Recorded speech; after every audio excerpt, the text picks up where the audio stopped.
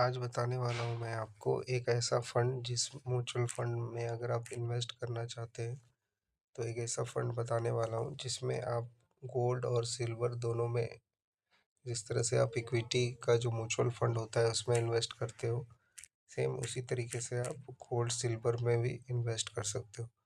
1 year का return अगर इस फंड का देखो 28% और 6 मंथ का 8% और 1 मंथ का 6% का रिटर्न इसमें देखने को मिल रहा है।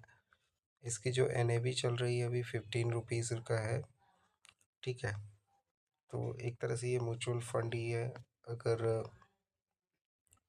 1 ईयर में 1 लाख रुपए अगर आप इन्वेस्ट करते हो तो 1 ईयर में ये पैसा होगा आपका 1,28,000। तो होल्डिंग है इसमें दो चीज़ें हैं, एक तो आईसीआई का गोल्ड ईटीएफ है इसमें, दूसरा जो आपका देखने को मिल रहा है निपॉन इंडिया का silver ETF.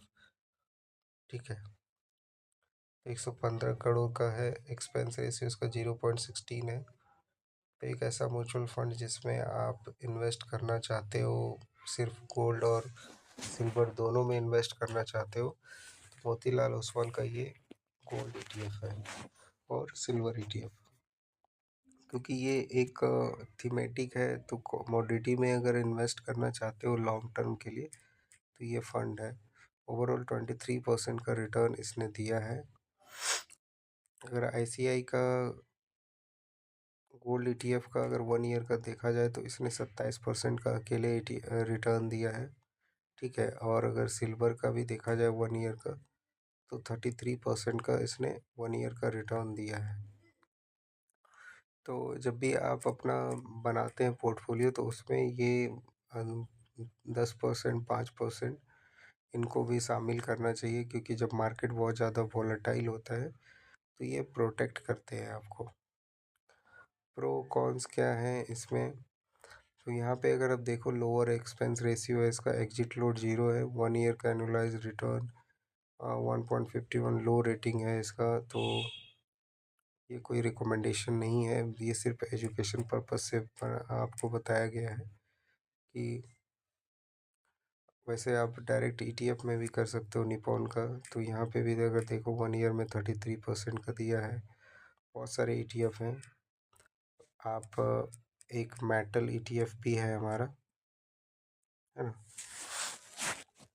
Nifty metal ETF है। अगर इसका रिटर्न देखा जाए तो इसमें सारे कमोडिटीज़ आपको आ जाएंगे मेटल के। तो इसने भी अभी हाल फिलहाल में लॉन्च हुआ था, तो ये गिरावट है।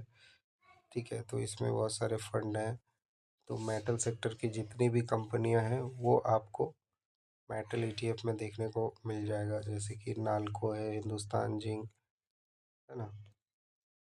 तो ये एक थीमेटिक बेस्ड हो जाता है सिर्फ अगर आप मेटल सेक्टर में इन्वेस्ट करना चाहते हो।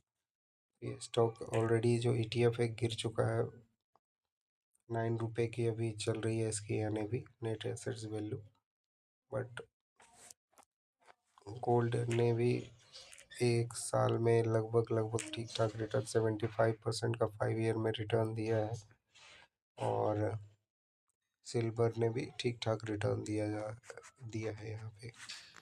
तो अगर म्यूचुअल फंड में इन्वेस्ट करना चाहते हो तो आप म्यूचुअल फंड में भी इन्वेस्ट कर सकते हो। मोतीलाल ओसवाल फंड के द्वारा गोल्ड और सिल्वर में ही सिर्फ इन्वेस्ट करना चाहते हो तो ये फंड है आपका। बाकी अगर इंडिविजुअली अगर आप कैपेबल हो, फंड को मैनेज कर सकते हो, तो दो फंड है यहाँ पे। एक तो गोल्ड का आईसीआई प्रूडेंशियल बढ़िया है, और एक निपॉन का सिल्वर भी। वॉल्यूम की बात करें तो वॉल्यूम भी इसमें ठीक ठाक है, देखने को मिल जाता है। तो एग्जिट और सेलिंग और बाइंग में प्रॉब्लम आपको उतना ज़्यादा यहाँ पे नहीं मिलेगा।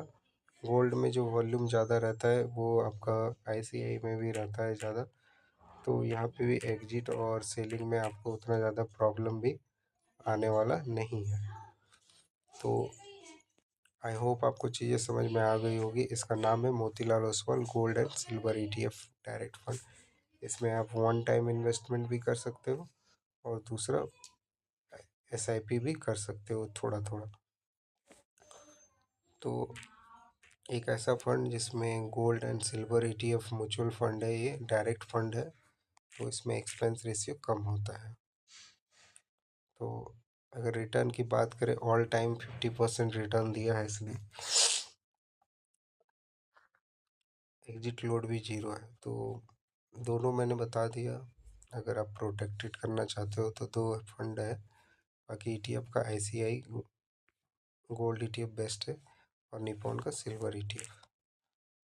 तो वीडियो को यहीं ख़त्म करते हैं। एक एजुकेशन पर्पज से बनाया गया, तो कोई सेल और बाय का रिकमेंडेशन नहीं है। इन्वेस्ट करने से पहले आप अपने फाइनेंशियल एडवाइज़र से सलाह ज़रूर लें। Thank you.